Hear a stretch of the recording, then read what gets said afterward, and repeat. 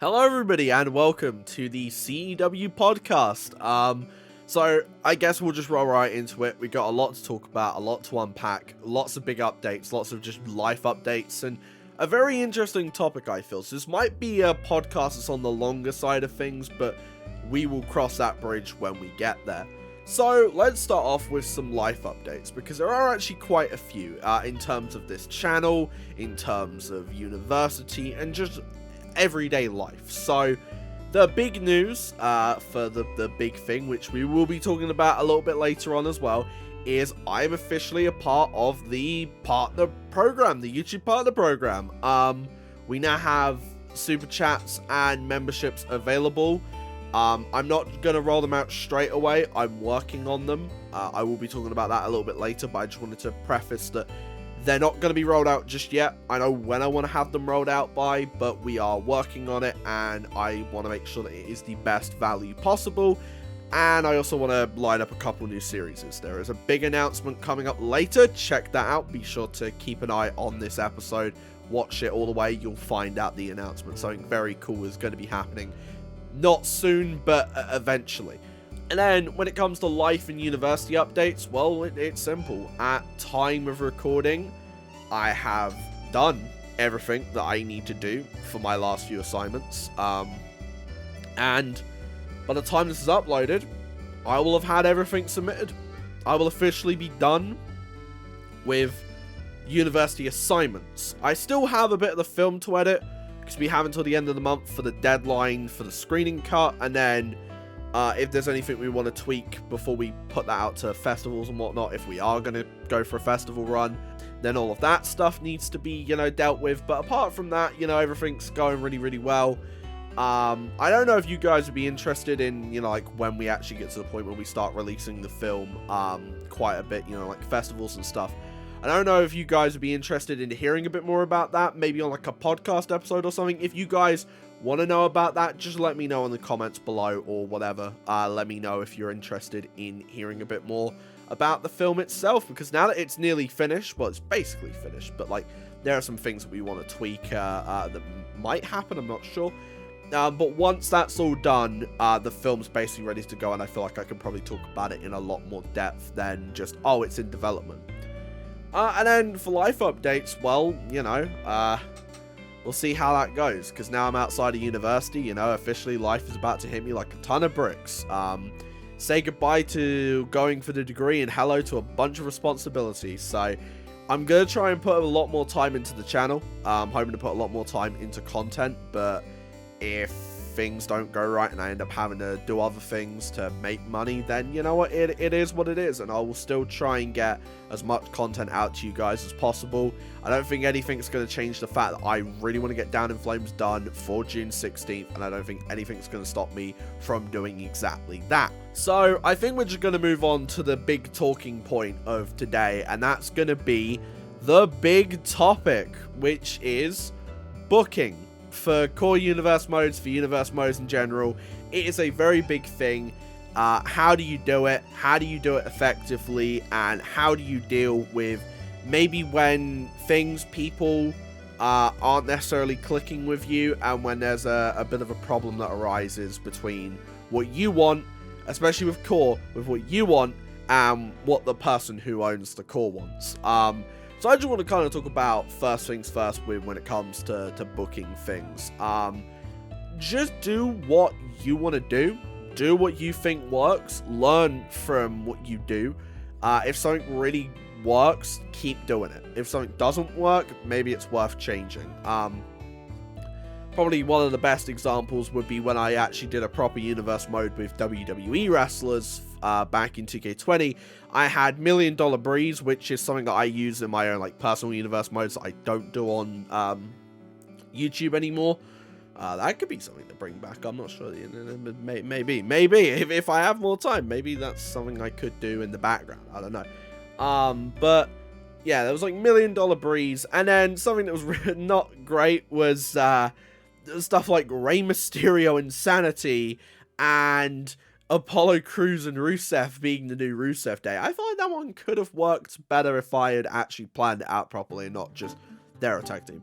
And And then, like, with core stuff, the big thing is that you have to be working with the people on your roster, and the people on your roster have to be working with you, and that is something that I feel like I say a lot when it comes to the roadmap for CEW, is if everybody does their part, we get to where we want to get to in time.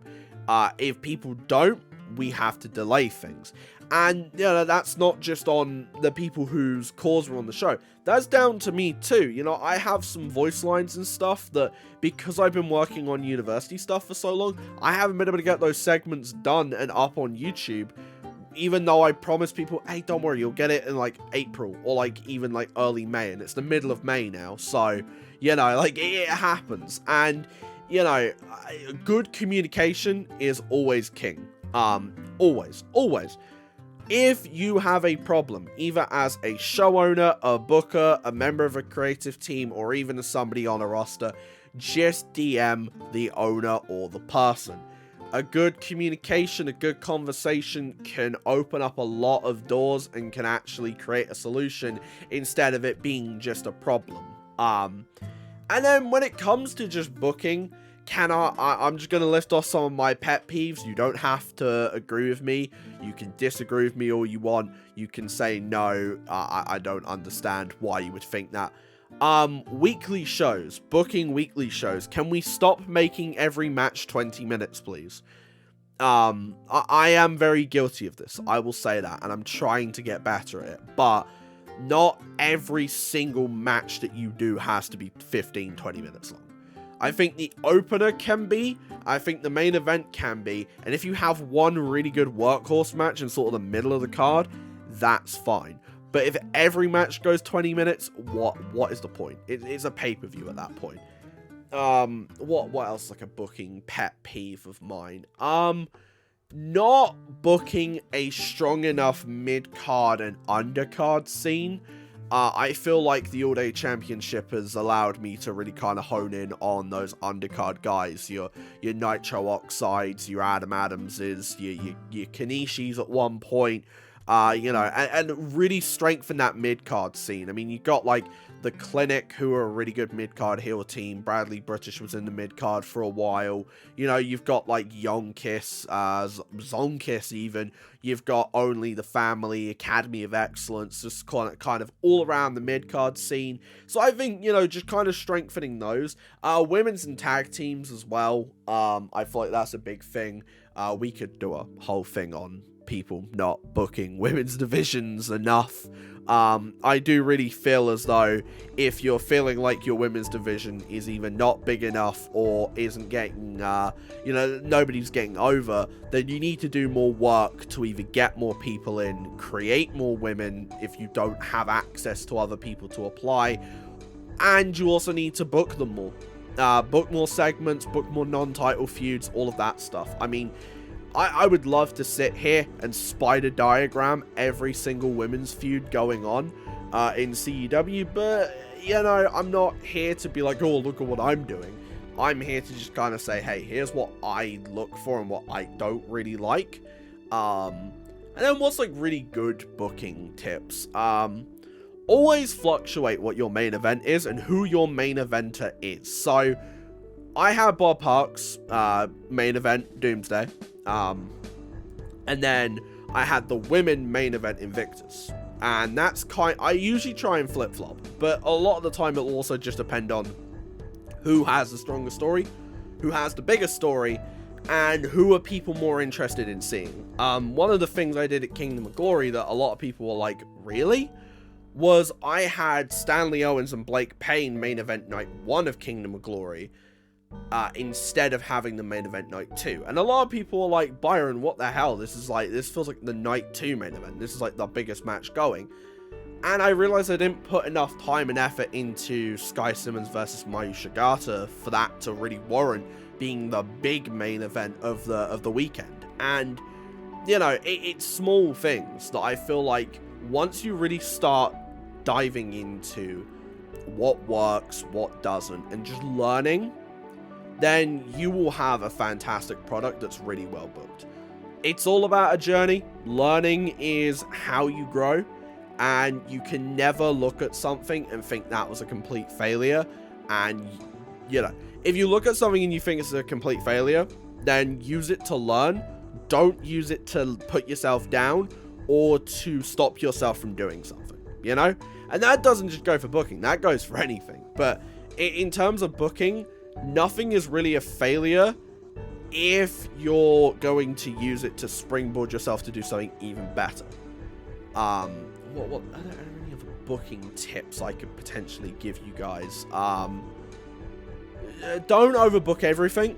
If WrestleMania 40 taught us something, it's that overbooked finishes are really, really good when used sparingly. I feel like a lot of the Roman Reigns stuff recently has been overbooked nonsense, but that WrestleMania 40 match, Roman Cody, was fantastic with the overbooking, and I think that was an incredible way to end all of that.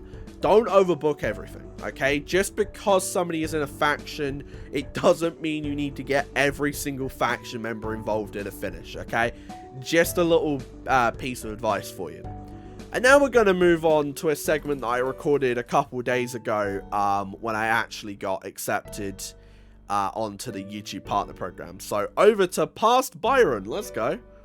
This podcast is now just going to be chopped up into bits, and I'll explain to you why. So a while ago, I put a little bit into the podcast, or at least what I thought was going to be put into the podcast, being like, hey, we just hit the threshold for being able to apply for memberships and super chats. And it's going to take about a month, maybe even a little bit longer. I don't know. I don't know the full process. You know, this is the first time this has ever happened. And I applied on the 5th, I think it was. The 5th or the 6th. It was one of the two. It is late night on the 7th of May, and they've already responded.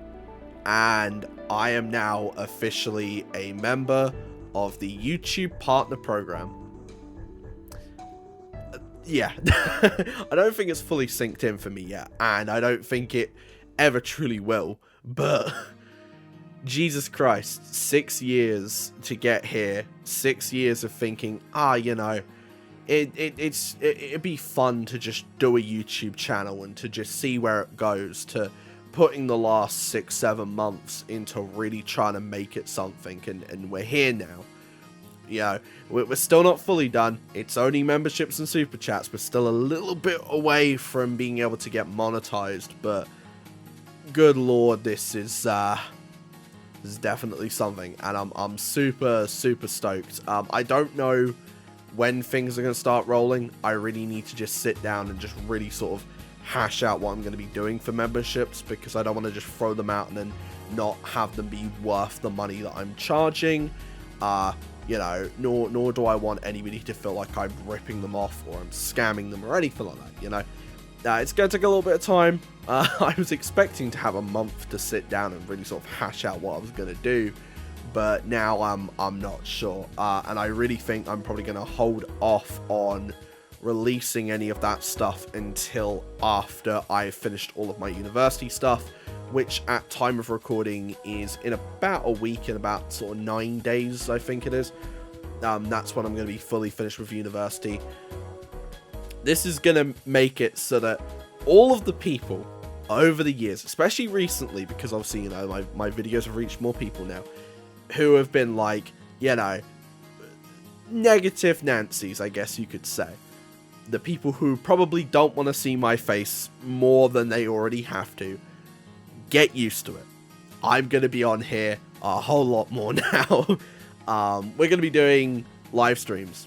I'm just going to reveal it now on the podcast. Podcast exclusive, everybody. I will officially be doing live streams now. Because, well, one, I'm going to be leaving university soon, so I'm going to have a little bit more free time. And, well, hey, now I have a way of not just doing streams that are fun and entertaining for everybody, but there's a chance I could maybe make a little bit of money, because I'm going to be transparent with you. You know, the older you get, you know, I'm 20, I'm nearly 21 years old.